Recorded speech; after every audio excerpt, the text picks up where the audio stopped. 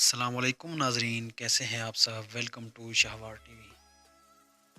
ناظرین، بھیڑیا ایک گوشت خور جانور ہے جو ممالیہ درجے سے تعلق رکھتا ہے۔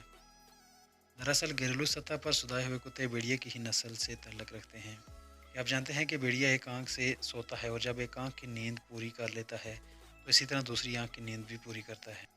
عموماً بھیڑیا کی لمبائی 6 سے 7 فٹ تک ہوتی ہے اور وزن 13 سے 90 کلو گرام تک ہوتا ہے، جو کہ مختلف اقسام میں جدا ہوتا ہے۔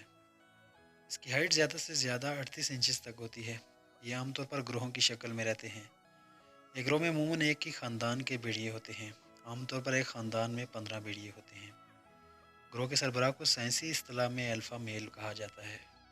ناظرین، یہ ایک ایسا واحد جانور ہے جو اپنی آزادی پر کبھی بھی سمجھوتا نہیں کرتا اور نہ ہی کسی کا غلام بنتا ہے، جبکہ شیر سمیت تمام جانوروں کو غلام بنایا جا سکتا ہے۔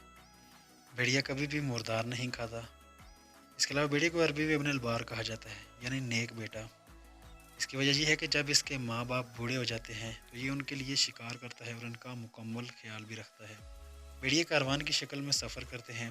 سب سے آگے بوڑھے بھیڑیے، ان کے پیچھے جوان، درمیان میں عام اور آخر میں ایک قائد ہوتا ہے جو کہ سب کی نگرانی کرتا ہے۔